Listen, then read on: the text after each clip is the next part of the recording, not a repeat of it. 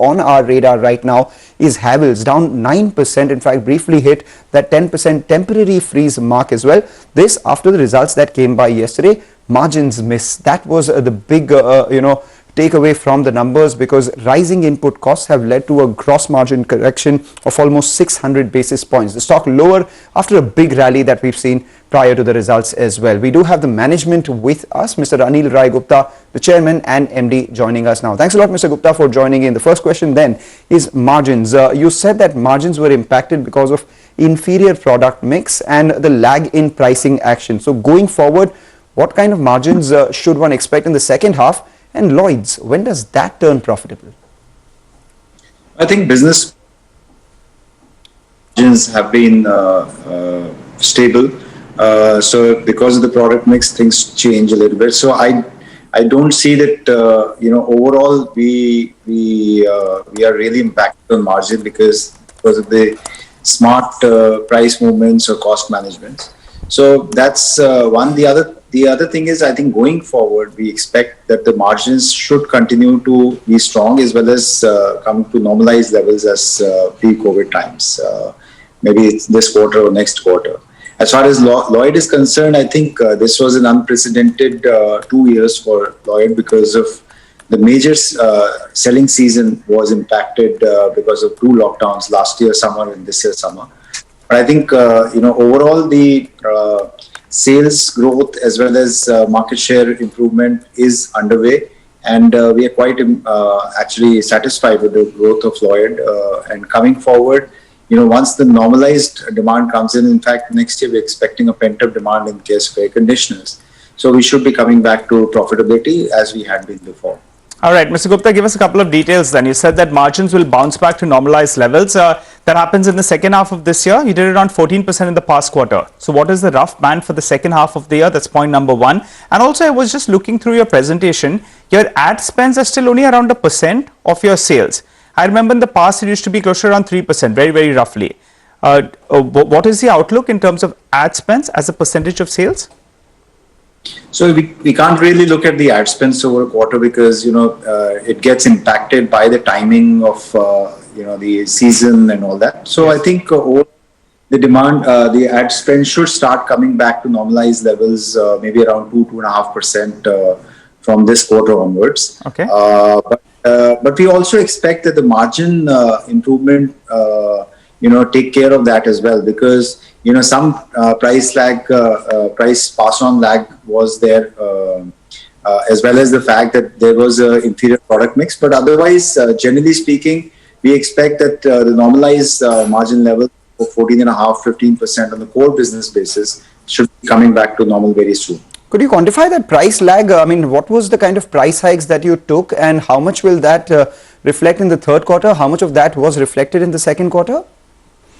Very difficult to say because we have like different businesses. Cables and wires operate very differently than lighting and switchgear. Very difficult to say, but one can say because of the volatility and unprecedented price increase, there is a lag behind that. And there are 2 ways. One is further price increases, which is possible, or some stabilization in raw material prices, which should help not to increase prices further. Okay, Mr. Gupta, a couple of brokerages have highlighted the fact that you've been focusing on volumes and taking a margin hit in the Lloyd's business.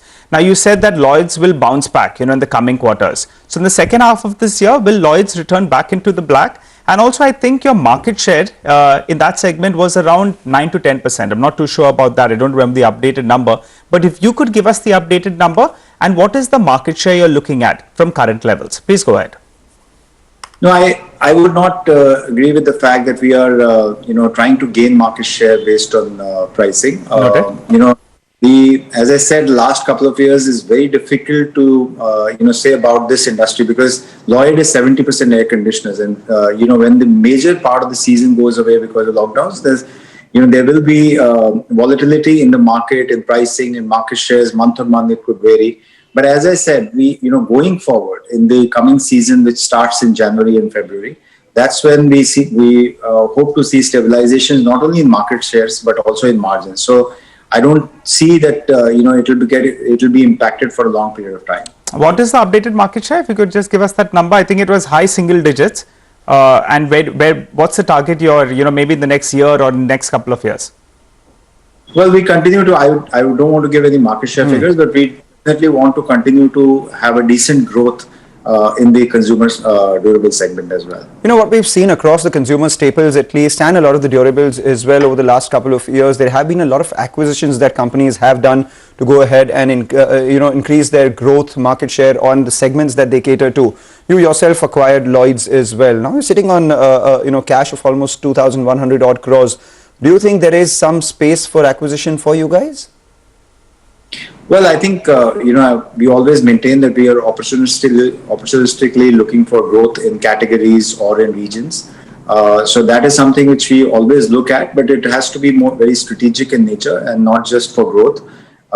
Similarly, like for example, in Lloyd, it was a strategic acquisition to get into a completely new category, which was similar to our business. So I think we will continue to look at that, and going forward, we'll deploy the capital available with the company in the right manner.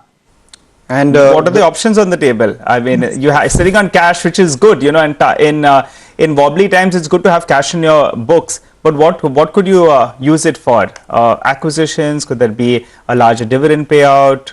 Potential buyback if the stock falls more from here? All these are options which are available, so one continues to look at the opportunities which are there in the market. And in terms of capex, you do have some coming in on your washing machine facility and some others as well. When does all of that come on stream, and what does that do to your revenue? Well, capex continues to. Last 2 years we had high capex, and that continues to remain at about 250, 300 crores this year as well. Going forward, if the volume growth continues in a similar manner, I think for next year and the next year, we should be looking at higher capex, maybe even above 300 crores. All right. And quick question in terms of B2B business, I think that was around 25%, a fourth of your total business. How is demand out there? Actually, post COVID 1.0 or the initial lockdowns, we actually saw that the consumer demand was strong, but the B2B demand was very weak. But in the last 6 months or so, with real estate coming back strongly, with the government spending continuing, as well as the stress in many of the commoditized industries going away, debt stress, we see that the demand is picking up in the industrial and infrastructure segment as well. So that's a very healthy sign. It's not just predicated on the consumer sentiment. Overall we see, which could augur well for the coming years. And quickly, before we let you go, Mr. Gupta, we have you with us ahead of the festive season. A lot of the retailers that we've spoken to, all of them are extremely gung-ho and optimistic about the demand. You'd know best if you could tell me, how the festive season is panning out. And are you facing some sort of supply constraints? Because that's been a lament across the board as well. Well, I think the start to the festive season has been strong, and the continued sentiment, the consumer sentiment continues to remain strong. So we hope to have a good season this year as well, both for lighting and consumer durables. And, as far as supply issues are concerned, we don't have much supply issues. 95% of what we sell is manufactured in-house. So we really don't see that as a major issue. With you, Mr. Gupta, wishing you all the best for the second half of this year. You have an analyst call as well in just a bit, so we look forward to more details, but we have broadly given the market a sense in terms of demand, pricing as well as margins looking ahead. Well, while we were having that chat with the Havells management, just take a look at what's happened to the markets. We're at the low point of the day. The Nifty has gone ahead and broken that 18,200 odd mark. Yesterday we were flirting with that level, and then we bounced close around 50 points from there. So there is some selling that we're seeing across the board actually. The last few minutes we've seen Eicher Motors, Dr. Reddy's as well as Nestle. They come from all very, very different sectors, and all three of them have moved lower in the last few minutes. And I think L&T is the other one as well. Reliance, the biggest weight, that's the one that should come up for you as well. Over the last couple of days, it had been doing well the first couple of days of this week ahead of numbers tomorrow, and now we are seeing some sell-off in Reliance as well. So that's also weighing down on the Nifty along with the IT pack, L&T and the stocks that Nigel mentioned, and that's taken the Nifty closer below that 18,200 mark. Remember, 18,000 is where the maximum puts are written. Yesterday we did see some unwinding there as well, and 17,900 is where the 20-day moving average is. So those are a couple of levels we'll watch out for at the lower end of this spectrum. But Take a short break, come back, we focus on the markets and individual stocks as we return.